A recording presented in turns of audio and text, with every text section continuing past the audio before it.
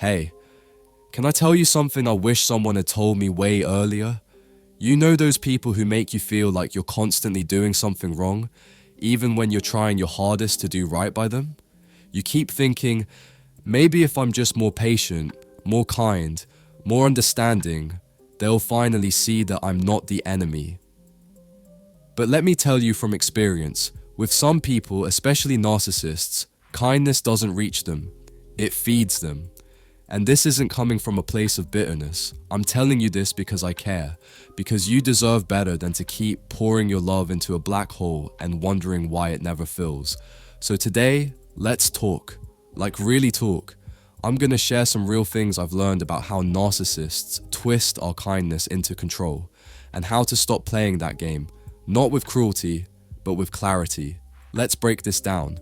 Point 1, you don't even notice it at first. You know what's crazy? It doesn't start with some big, dramatic moment. It's subtle, quiet, almost invisible. At first, you're just trying to keep things smooth. You let a little comment slide, nothing major. Maybe they tease you in front of someone and you laugh it off even though it stung. You think, it's fine. They didn't mean it like that. Then another moment, a weird silence, a cold look, a little guilt trip. You adjust. You start choosing your words more carefully. You think twice before bringing up how you feel. You avoid certain topics altogether because, well, you already know how they'll react, and over time, without even realizing it, you shrink, your voice gets quieter, your confidence softens, your smile feels a little more forced, and the messed up part? You start blaming yourself. You wonder if you're too sensitive, if maybe you're the problem, if you're overreacting, but let me tell you something straight, you're not. That's just how it starts, slowly, silently, with you giving a little here and a little there, until one day you wake up and realize you've been making yourself smaller just to keep them comfortable, and that, my friend, is the first red flag you should never ignore. Point 2, they don't want peace, they want power. Let me ask you something. Have you ever felt like no matter how calm, how respectful, how patient you are, it just never makes a difference? That's because with a narcissist, peace isn't really the goal. Control is. You keep thinking that if you just avoid conflict, if you stay kind, if you don't push back too hard, they'll finally relax, things will finally settle. But the more you give, the more they take. And not just your time or energy, but your power. Because to them, your silence is agreement, your forgiveness is permission, and every time you back down to keep the peace, they're not thinking, wow, they're so understanding. They're thinking, good, they'll bend when I push. So no, they don't want harmony, they want the upper hand, and your kindness is how they get it. Point 3, they learn you first, then use you later. C, they don't come at you all at once, they study you first.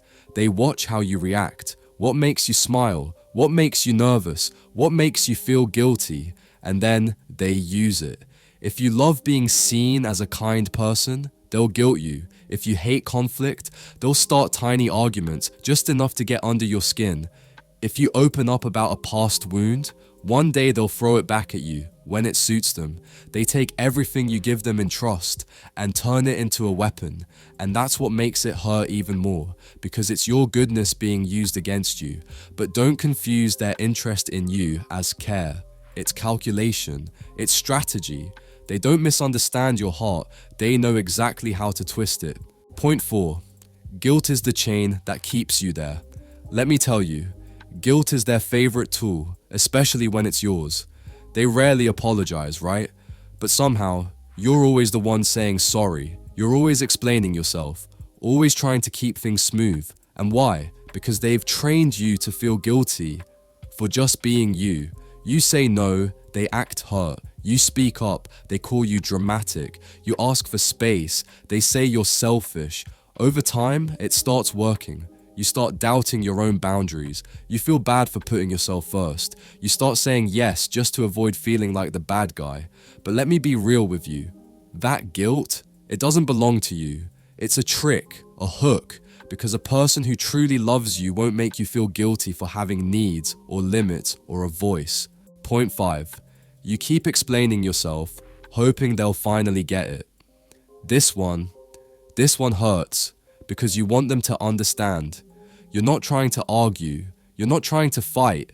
You just want them to see you, to hear what you're saying, to feel what you're feeling. So you explain again and again and again. You break it down as simply as you can. You stay calm. You choose your words carefully, but it never lands, does it? Instead, they twist it, make it about them, accuse you of overreacting, or they just dismiss it altogether. And you're left thinking, what did I do wrong? Nothing. You didn't do anything wrong. You're just trying to be understood by someone who has no interest in understanding.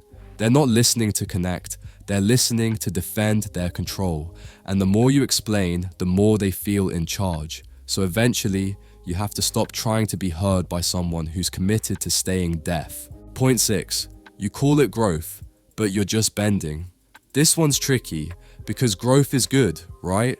We're taught to compromise, to be flexible, to meet people halfway. But when you're with a narcissist, it's never halfway.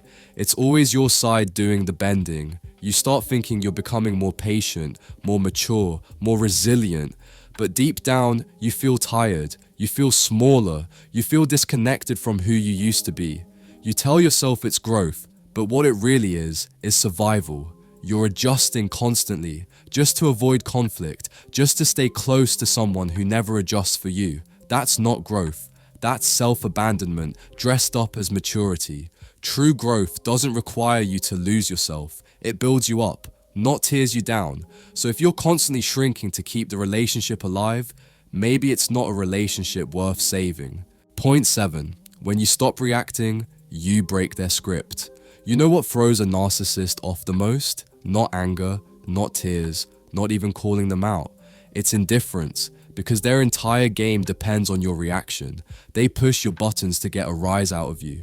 If you cry, argue, beg, defend, they know they've still got you in the loop. You're still playing.